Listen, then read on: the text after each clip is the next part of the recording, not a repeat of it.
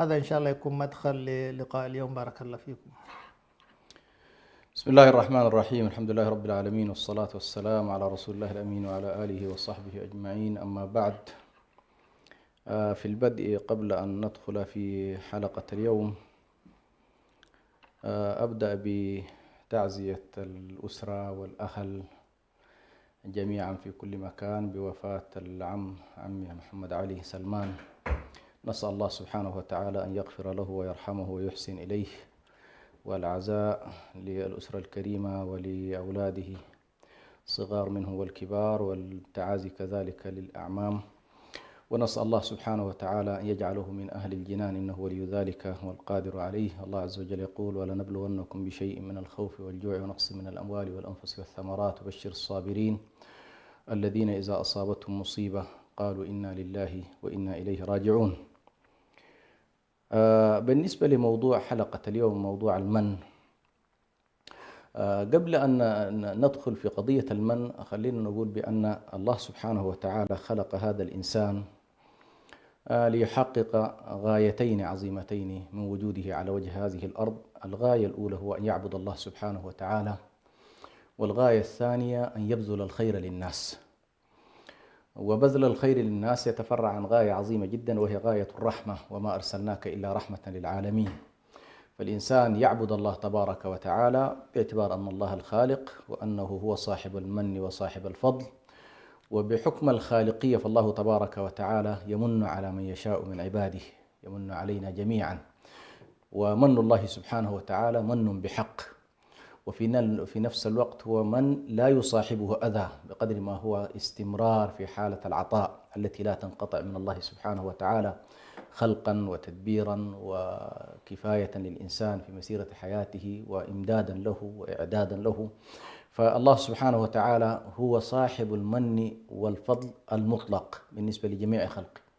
هذا المعنى مهم جدا أن يستحضره الإنسان المكلف، بأنه ليس له من الأمر شيء، فكل ما بيدنا هو ملك لله سبحانه وتعالى. فإذا أردت أنك أنت والله تفكر مثلا في أنك تمتنع على الآخرين بأنك أعطيتهم مالا أو خدمتهم في شيء من الأشياء، فتأكد بأن ذلك ما كان ليكون لولا فضل الله ومنه عليك. فهذه المسألة لا بد أن يتم استحضارها ابتداء. فمسألة نفع الخلق وبذل الخير لهم من الغايات العظيمة في العمران البشري. الله تبارك وتعالى أراد أن نستعمر هذه الأرض وأن نكون فيها مستخلفين بأمر الله عز وجل.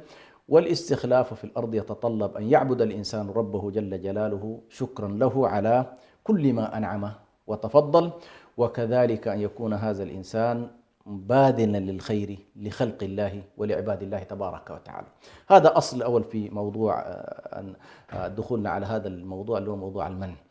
للأسف الشديد صاحب المن يتعامل بدل أن ينظر إلى أن العطاء هو منة من الله له وعلى عباده كذلك، ينظر إلى أنه وكأنه هو صاحب الفضل، وكأنه هو صاحب الفضل، وكأنه ليس مستخلف فيما يعطي من مال أو فيما لديه من قدرات وإمكانات، مستخلف فيها، ولكنه يتجاهل هذا الموضوع، فيتعامل مع خلق الله بنقيض ما قصد الله تبارك وتعالى.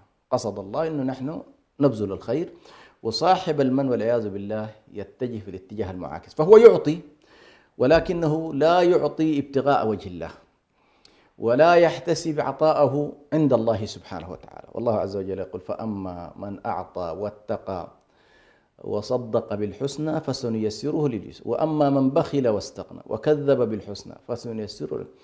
والله عز وجل يقول: وما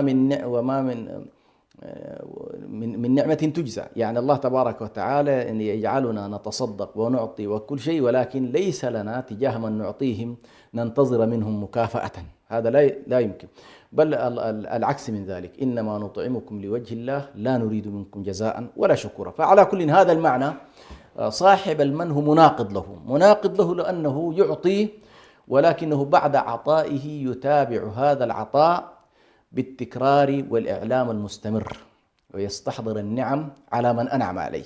يعني استحضار النعم واستحضار العطاء دوما. فهو مثلا يقول لك ألم أعطك كذا، ألم أمنحك كذا، ألا تذكر يوم كذا، أنا فعلت لك كذا، بذلت لك كذا. سواء كان هذا الشخص قريب بالنسبة لك أو بعيد، على كل ليس مهم أن يكون الشخص إيش وضعه، لكن المهم بأن الامتنان هو إظهار وتتبع وحصر النعم التي قام بها الشخص المعطي للمعطى له، أو المنعم للمنعم عليه. فهذا هو الذي يسمى منا. والله تبارك وتعالى ذكر المن وذكره مع الأذى، المن والأذى. فالمن هو استحضار النعم وتعدادها وتكرارها واستحضارها المستمر في كل جلسة من الجلسات، في كل موقف من المواقف. والأذى هو حالة التعيير أو العيب، أنك تعيب شخص أو تعيره بأنه صاحب حاجة، بأنه صاحب فقير. مثل أن يقول الشخص مثلا أنت دوما تسألنا، أنت دوما كذا، يعني مثلا المن يكون فيها. لكن الأذى هو أن تؤذي الشخص من خلال الألفاظ والأقوال، وأن تعيره بفقره أو تعيره بحاجته. الله تبارك وتعالى حرم علينا كلا الأمرين، حرم علينا المن وحرم علينا الأذى، وكما سيأتي إن شاء الله في موضوع النصوص. وعلينا أن ندرك بأن هذا الأمر، موضوع المن الذي نتكلم فيه اليوم، هو من الكبائر. من يقع فيه والعياذ بالله إنما يقع في كبيرة من الكبائر، لأنه يؤذي عباد الله ويمتن عليهم بما ليس له. بارك الله فيكم. حقيقة ونحن نتحدث عن موضوع لا يفوتنا أيضا فضيلة الشيخ أن نتقدم لكم بالعزاء ولزويكم ولجميع الأسرة الكريمة. صلى الله أن يرحم العام ويجعله من أهل العليين في جنات الرحمن، ونسأل الله لجميع الأهل الصبر والسلوان. والشيخ حقيقة رغم قرب الحدث وحرارته آثر أن تبقى قضية إقامة الفائدة والحلقة في موعدها، فجزا الله عنه خير الجزاء. نعود لموضوعنا إن شاء الله. وحقيقة نحن نتحدث عن هذه الآفة الحقيقة المذمومة. لا شك أن القرآن الكريم أعطاها يعني بعدا يعني يعالج فيه أثرها ويبين يعني خطرها وما تتضمن عنه. فحبذا من إشارات عن دلالات النصوص من القرآن ومن السنة. بارك الله فيكم. الله يجزيك. لما نتكلم طبعا عن كبيرة من الكبائر في المحرمات، لا شك أنها لن تكون بهذا الحجم إلا إذا تناولها القرآن الكريم أو جاء فيها نص صحيح عن النبي صلى الله عليه وسلم. ولكن الغالب في المحرمات الأصل أنها ترد في كتاب الله، ثم يفصل بعد ذلك النبي عليه الصلاة والسلام أو يؤكد أو يفسر. فجاءت في كتاب الله تبارك وتعالى جاء في كتاب الله موضوع تحريم المن على الناس. يقول الله تبارك وتعالى: الذين ينفقون أموالهم في سبيل الله ثم لا يتبعون ما أنفقوا منا ولا أذى. يعني الله تبارك يريد منك أن تنفق، وهذا الإنفاق يجب أن يكون في سبيل الله. نعم. ينفقون أموالهم في سبيل الله ثم لا يتبعون. فقد يعني بعض الناس يكون النية في البداية جيدة، ينفق في سبيل الله، ولكنه يغفل من أن لتكون هذه النفقة صالحة وصادقة ومخلص فيها عند العطاء، عليه أن لا يتبعها بالمن والأذى. ثم لا يتبعون ما أنفقوا منا ولا أذى. هذه إخبار عن حالة الذين ينفقون في سبيل الله. ثم أيضا بصيغة أخرى يقول الله تبارك وتعالى: يا أيها الذين آمنوا لا تبطلوا صدقاتكم بالمن والأذى. فجعل هنا المن والأذى من مبطلات الصدقات، من مبطلات الصدقات. وبالتالي الإنسان سبحان الله يعني يعطي ويبذل ويخرج من ماله ثم لا يكون له حظ عند الله تبارك وتعالى. وليت الأمر فقط يقف عند أن تبطل الصدقة، بل والعياذ بالله قد تذهب إلى شيء آخر. قد يأثم الإنسان حتى بعد أن تبطل الصدقة من خلال التكبر، عدم التواضع، الحديث المستمر، الأذى المستمر. قد تبطل الصدقة ولكن يبقى بعد ذلك أيضا إثم الإيذاء موجود والاستمرار في الأذى موجود. ثم أيضا يقول الله تبارك وتعالى: فلا تزكوا أنفسكم هو أعلم بمن اتقى. طبعا صاحب المن هو بطريقة أو أخرى هو يزكي نفسه، يزكي نفسه ويعتبره كأن والله هو تصدق وأعطى وكذا. لكن الله تبارك وتعالى يقول: فأما من أعطى واتقى وصدق بالحسنى فسنيسره اليسر. فعليك أن تتصدق وأن تعطي ولا تمن على من أعطيت.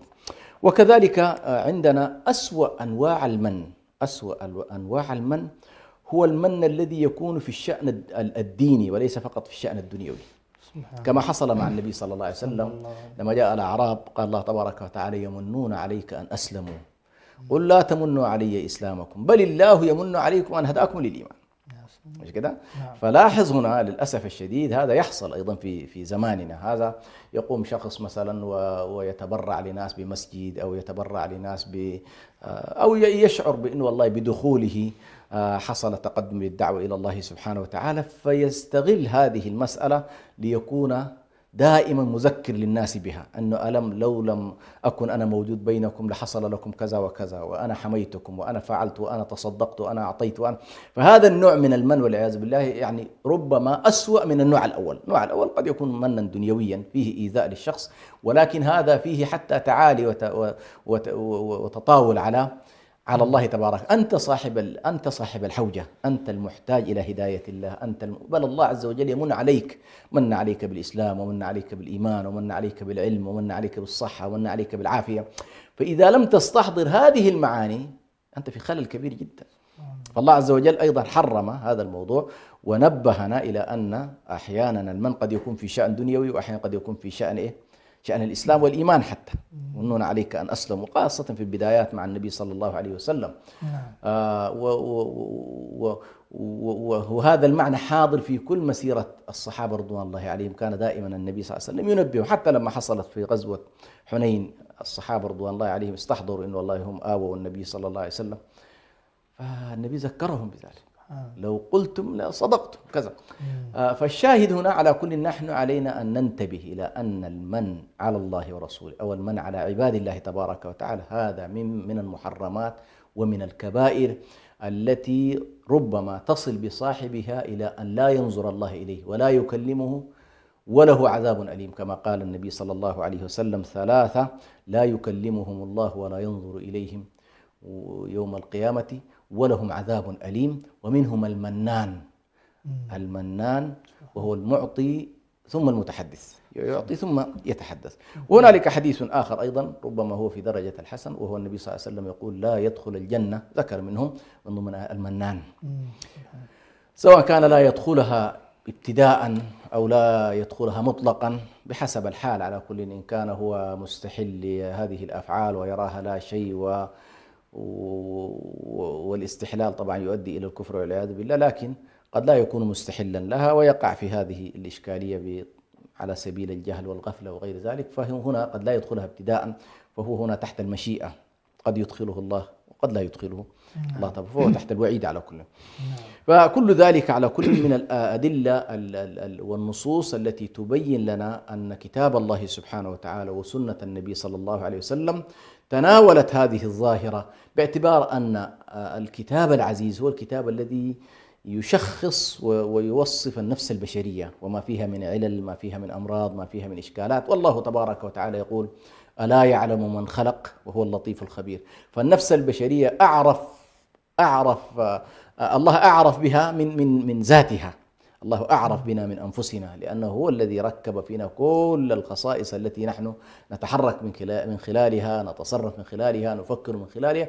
فالله عز وجل يعلم دواخلنا أكثر من أنفسنا، وبالتالي التشريح القرآني لهذه الأمور، هذه الأمراض، هذه الأسقام، تشريح مهم جدا للنفس البشرية حتى تذهب إن شاء الله إلى ساحة العلاج، وحتى لا يكون الإنسان في هذه الدنيا يعني التدين هو حالة تطهر مستمر وحالة تزكية مستمرة، وهذه السلوكيات هي حالة تدنيس مستمر، تدنيس للنفس البشرية، ابتعاد عن الله تبارك وتعالى، ظلم في القلوب بما أنها معاصي وبما أنها كذلك آثام وسيئات.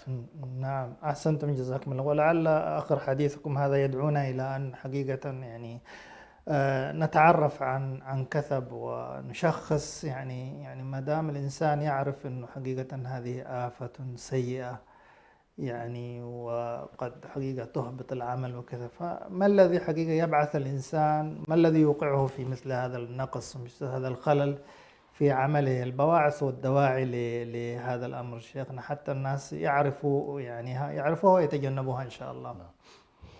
وغالب التصرفات البشرية سواء كانت أقوال أو أفعال هي نواتج نعم. تنتج عن تصورات.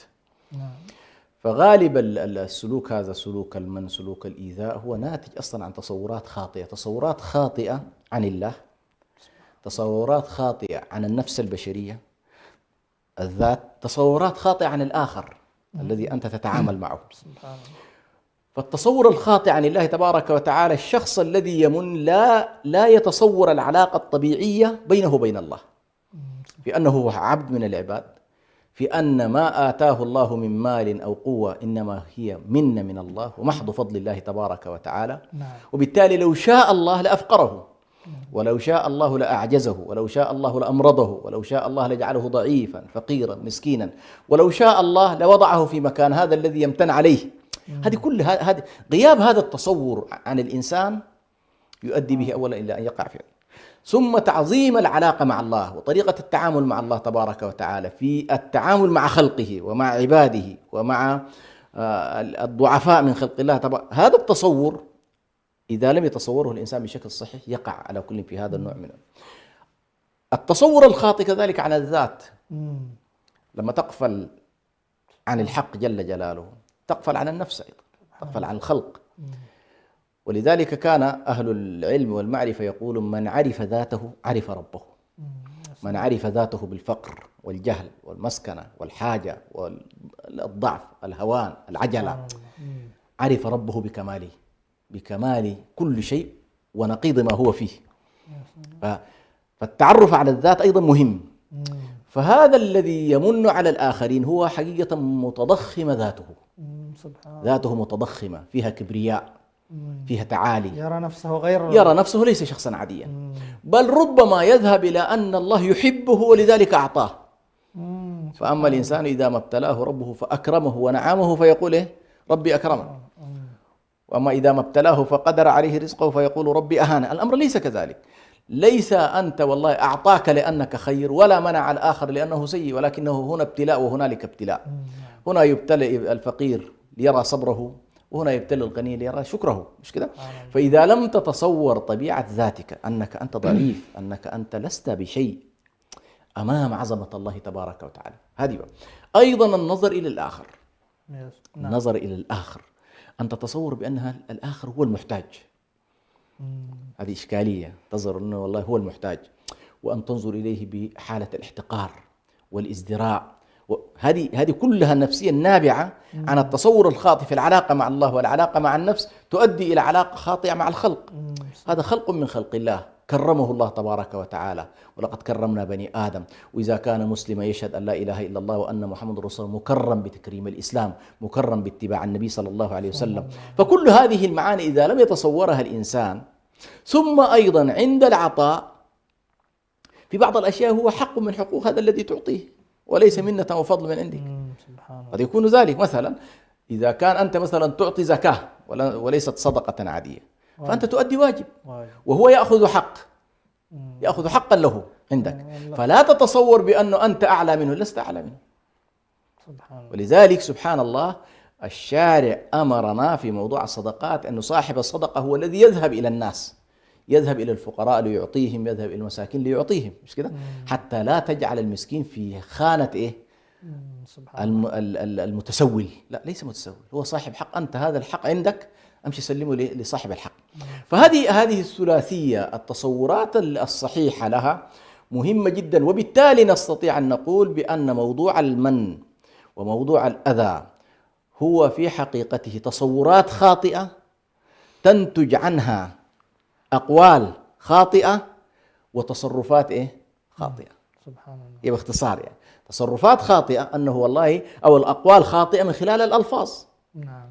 أنا أعطيتك، منحتك كذا، وبعضهم يقول لك رجع لي قروشي، مش كده؟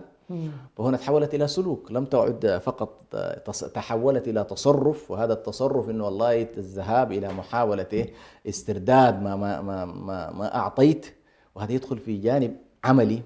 فعلى كل هي خلاصة لتصورات وعقائد وأفكار تشرب بها الإنسان والعياذ بالله بصورة خاطئة، أدت به إلى، لأنه زي ما قالوا في القدر بتبين المعلقة مش كده؟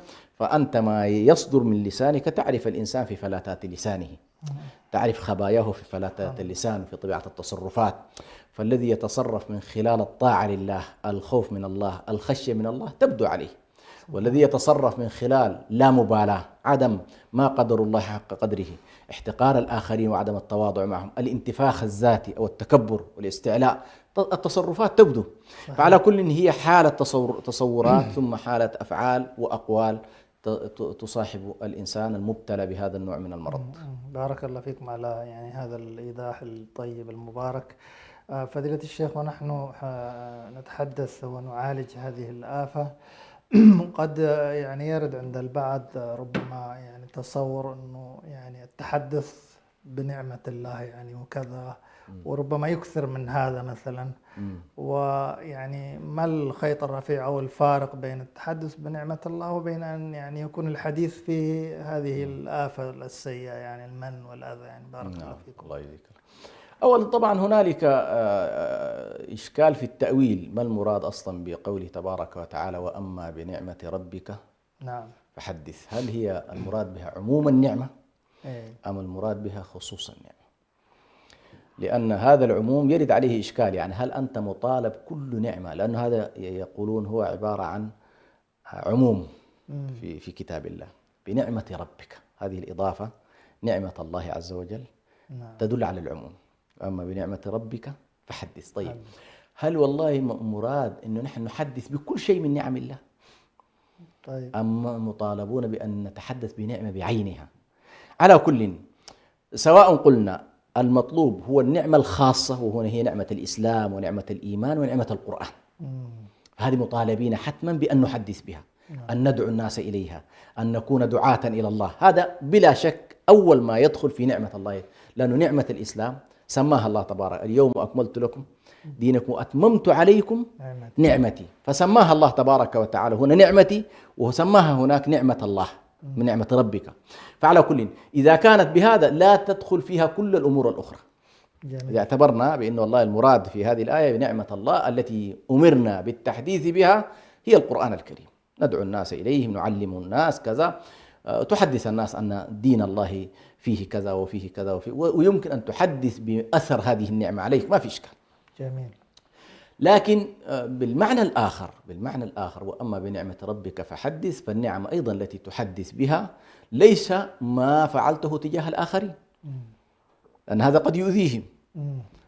والله عز وجل لا يريد منك ذلك، أن تمن عليهم وأن تتحدث بهم في المجالس، هذا ليس من تحديث بنعم الله، إلا في حالة واحدة دون تخصيص، طبعا دون تخصيص. إذا أردت أن والله تلفت الناس إلى أهمية وتشجيع عمل معين، فتقول والله مثلا ادعموا العمل الفلاني، ادعموا الشيء الفلاني، وهذا الشيء بفضل الله أنا من المساهمين فيه، من باب أنك تريد أن تجر الناس إلى هذا يمكن أن يحصل إعلان عن الإنفاق لمقصد خير، لكن بعيدا عن إن والله أنت أي نعمة تريد أن تحدث بها بهذا الشكل، فكثير من الأعمال قد تتحول إلى رياء، وأقلها تنتقل من دفتر السر كما يقولون في الأعمال الصالحة عند الملائكة إلى دفتر العلن، ثم تترك أمرها إلى الله سبحانه وتعالى. فعلى كل في كل الأحوال علينا ونحن نتكلم حتى بالعموم هذا، أما بنعمة ربك فحدث.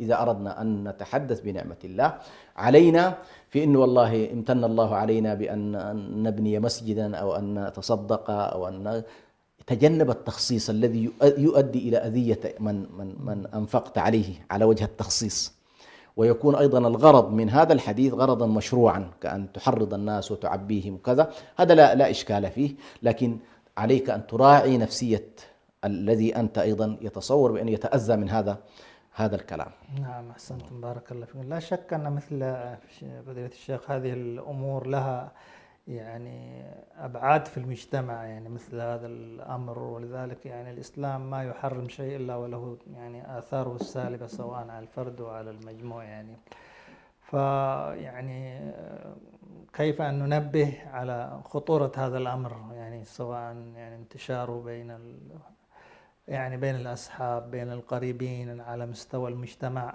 يعني في أفعالنا وفي يعني حقيقة تحركنا في المجتمع الإسلامي، ولنقل في مجتمعنا كذلك، يعني كيف نجرد الأعمال حتى لا تحدث حقيقة نزيعة أو يعني شحناء بين مجتمعنا الذي يحتاج دائما حقيقة إلى التماسك وإلى نكران الذات. بارك الله فيكم.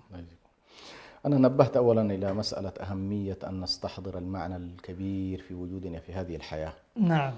وأن نستحضر امتنان الله علينا بكل ما لدينا من خير ونعم وأفضال، فإنما هي محض فضل الله تبارك وتعالى. قل بفضل الله وبرحمته فبذلك فليفرحوا هو خير مما يجمعون.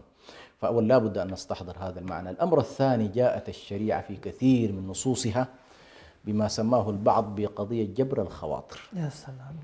لأنه سبحان الله الإنسان هو كتلة من المشاعر في نهاية المطاف، هو كتلة من المشاعر كما أنه كتلة أيضا من الدم واللحم والأشياء، لكن لا نتجاهل أن هذا الإنسان عنده روح وعنده وجدان وعنده ذوق وعنده أحاسيس وعنده كذا.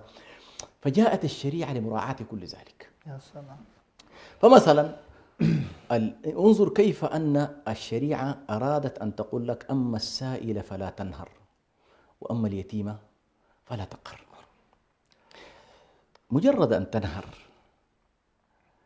ومجرد أن تقهر، قد يكون القهر أحيانا معنويا وقد يكون القهر أحيانا ماديا، مش كده؟ القهر قد يكون مادي وقد يكون معنوي. والنهر كذلك ممكن أن يكون لفظيا، ممكن أن يكون مصحوبا كذلك بالدفع. لذلك في الآية الأخرى فويل للمصلين الذين هم عن صلاتهم ساهون الذين هم يراءون. أيوة، قال أرأيت الذي يكذب بالدين فذلك الذي يدع اليتيم. الدع هنا هو الدفع، سواء دفعه بالأبواب، دفعه بالكلمات، وهذا فيه قهر وفيه أيضا انتهار. فلاحظ كيف أن الشريعة راعت هذه النواحي. أيضا هنا هذا الذي أعطيته الإنسان الله تبارك وتعالى أراده أن يكون عزيزا مكرما. نعم. وحرم عليك أن تذل المسلم، يجب أن لا تذل المسلم. قال أعزة على الكافرين أذل عليه، أعزة على الكافرين أذل على المؤمنين. نعم. أنت يجب أن تكون ذليل على المؤمن إكراما لدين الله وإكراما لرسول الله صلى الله عليه وسلم وتعظيما لله قبل ذلك. نعم. إن هذا خلق الله وهذا عبد مطيع لله عز وجل، فأنا لا أؤذيه بأي كلمة، لا أؤذيه لا بالكلمة ولا أؤذيه، فإما أن تعطيه مع الإحسان الكلمة، وإما أن تمتنع وأنت صامت. لكن يجب أن لا تؤذيه لا بكلمة ولا بقول ولا بتصرف ولا حتى تكشير الوجه أو عبوس الوجه، هذا كله يجب أن تتجنبه. السبب في ذلك جبر خاطره، فهو أصلا وهو يمد يده إلى الناس منكسر. لاحظت؟ هو منكسر، يعني لا ما في أسوأ من أن الإنسان يتخفف الناس ويطلب من الآخرين. كل إنسان يتمنى أن يكون مستغنيا، يتمنى لو أنه والله ما مد يده للناس، والشريعة أيضا تربينا على هذا الموضوع. فبعض الناس سبحان الله يصل به الأمر إلى أنه لا يسأل الناس، وهذا كان شأن أصحاب النبي صلى الله عليه وسلم، أنه كان مما يبايع النبي عليه ألا يسألون الناس، فرباهم النبي صلى الله عليه وسلم على مطلق العزة، أنه يكونوا أعزة. فالذي يسأل وهو مسلم ويشهد أن لا إله إلا الله وأنه تأكد بأنه هو في حالة صعبة جدا، لأنه يدرك المسألة وإشكاليتها. فمع حالته ومع كسر خاطره أن تكسر خاطره أنت مرة أخرى، فلا يوجد والعياذ بالله أسوأ من ذلك في إذلال الإنسان والإهانة من كرامته. وبالتالي هذه الجزئية لها أثر في تظل في خاطر الإنسان. وكثير من الناس سبحان الله ينسى كل شيء لكنه لا ينسى إهانة مر عليها في حياته، ينسى كل شيء ولكنه لا ينسى كسر خاطره في لحظة من اللحظات. فهذا سيؤدي إلى ما سيؤدي، هذا الذي كسرت خاطره ولم تجبر بخاطره سيؤدي به إلى أنه يلا يخاصمك، يبتعد عنك، يذكرك دائما في المجالس بسوء، فيؤدي ذلك إلى القطيعة بين المسلمين والتدابر والتهاجر فيما بينهم. وكثير من نصوص الشريعة جاءت لتحقيق هذا المقصد الكبير، مقصد المحبة بين أهل الإسلام والأخوة بين المؤمنين. ولذلك النبي صلى الله عليه وسلم يقول المسلم أخو المسلم لا يظلمه ولا يخذله ولا كذا ولا يشتمه. فهذه كلها في سبيل أنك لا تؤذي هذا المسلم الذي شهد أن لا إله إلا الله وأن محمد رسول الله. وبالتالي التعافي في المجتمع يكون بأن نبذل ونرجو الأمر عند الله. حقيقة أنا كثيرا ما تواجهني بالذات مع الجيل الحديث الشباب وكذا، سواء من أبنائي أو غيرهم. مثلا تواجهك مشكلة في فكرة الاحتساب، يقول لك أنا أتقبل كل شيء لكن لا أتقبل أن أضحي بلا مقابل. أنا كده السيستم كله كده. يقول لك يا أخي أنا أتقبل التضحية بكل شيء إلا بنفسي. يعني هو مستعد يدي مالي دي، لكن فهي فكرة التضحية نفسها إذا ما فهمت إنه مبنية على إيش، هي لو بنيت على شيء، على كل ما هو دنيوي، ما في حاجة يستحق التضحية بالنفس. لكن لاحظ لما تربي النفس على أن كل التضحيات نعم وكل العطاءات ترجو ثوابها عند الله، يا سلام. جنة عرضها السماوات والأرض. نعم. لاحظ هنا لا يكون عندك الحسابات. جميل. فالجندي الذي يقاتل في سبيل الله يعطي عطاء ضخم جدا، ولكن كما يقولون الشهيد كان نقطة قوته وعظمته أن شيكاته كلها محفوظة في البنك ولم يسحب منها شيء. يعني كل زي ما يقول عنده شيك مفتوح في البنك لكن ما سحب منه شيء. لكن الذي أخذ في دنياه طبعا هذا أخذ. ولذلك نحن لابد أن نربي أجيالنا ونربي أنفسنا وأسرنا على المعنى الأخلاقي في العطاء. المعنى الأخلاقي في العطاء لا تقول والله أعطاني فأعطيه. طبعا هذه أحيانا نتربى عليها من خلال الصناديق، من خلال المناسبات والدفتر الذي نعمله للزواج والمناسبات وكذا. فتلقى الواحد ما شاء الله عنده إيش، عنده دفتر متكامل يشوف والله فلان الذي أعطاه وفلان الذي لم يعطيه، مش كده؟ ولذلك النبي صلى الله عليه وسلم لما ذاك الرجل قال يا رسول إن لي أقرباء أصلهم ويقطعونني، قال إنما تصفهم التراب. أحصنا؟ فهذا هو المطلوب، يعني الواصل ليس هو المكافئ. يعني واحد من أقربائك زارك فقلت والله أزوره، هذا كافأته. ولكن الصلة الحقيقية أن تصل من قطعك، أن تصل من قطعك، ليس الواصل بالمكافئ.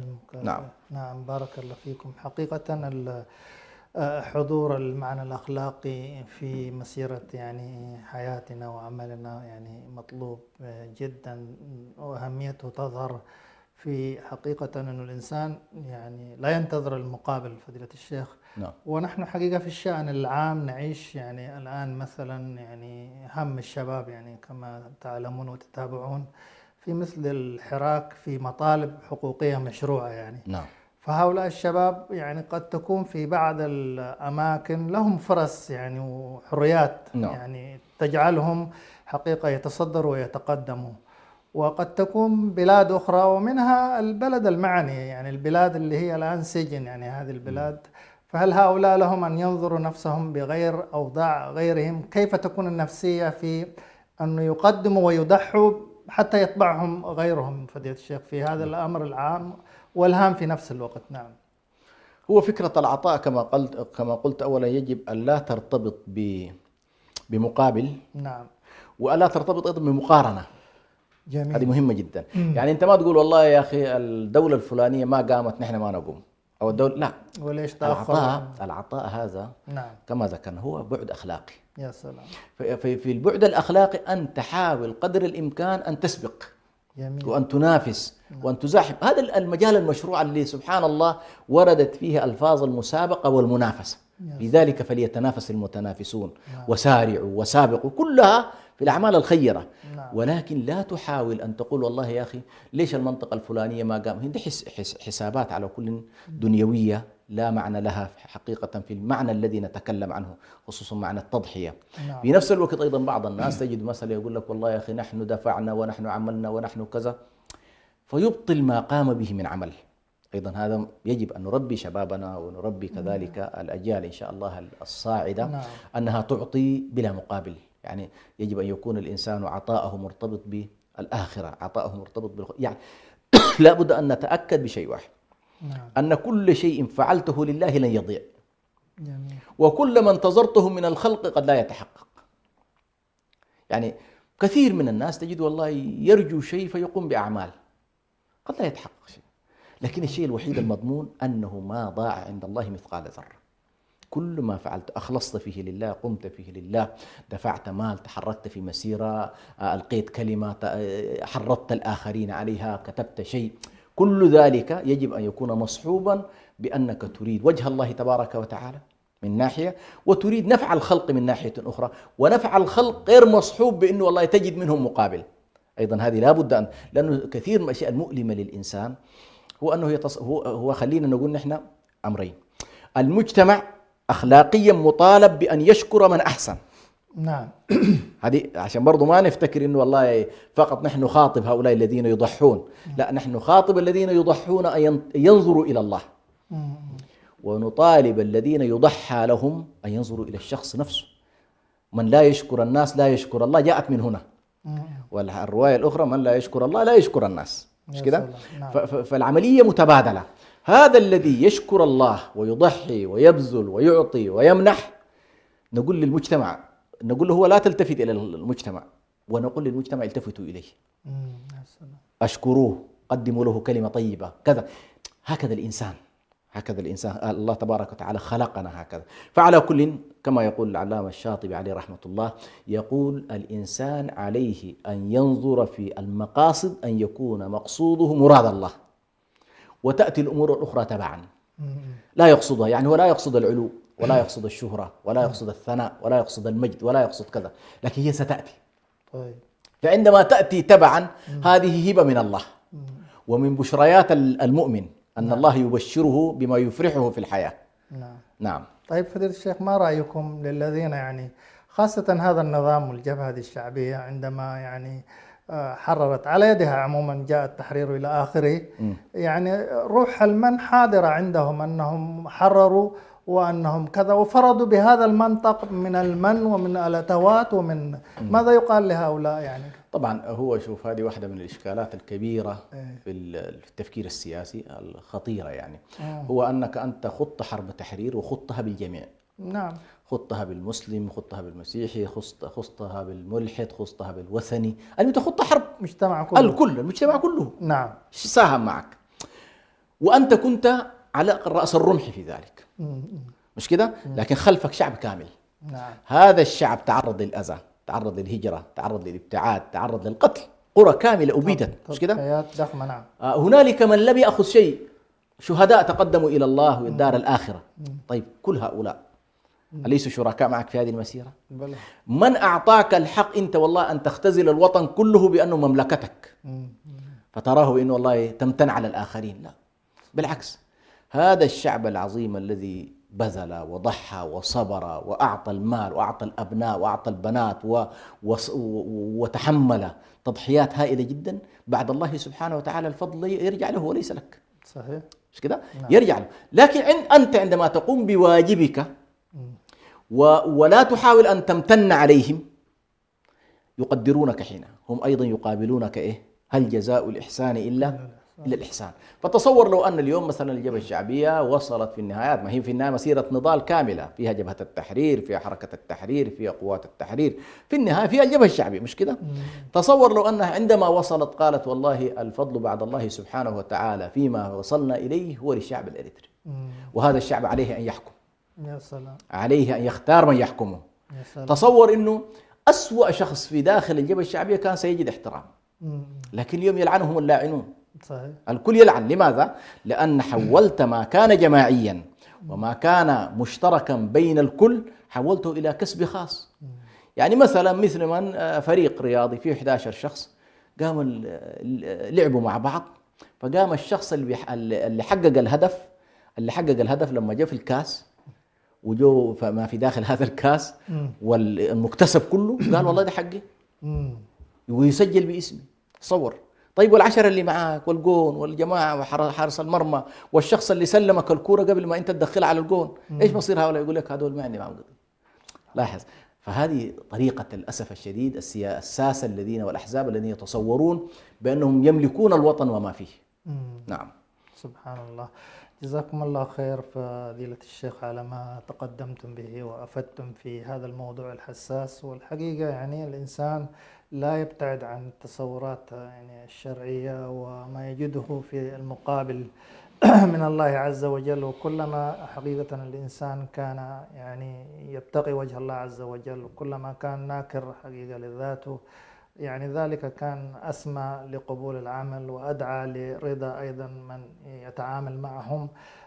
نسأل الله سبحانه وتعالى أن نكون قدمنا ما يفيد في هذه الحلقة، إلى أن نلتقيكم بإذن الله في لقاء قادم في الأسبوع القادم. نشكر لكم حسن المشاهدة والاستماع، وكما نشكر فضيلة الشيخ دكتور حسن ما تقدم وأفاد به. جزاكم الله خيرا جميعا، والسلام عليكم ورحمة الله وبركاته. السلام.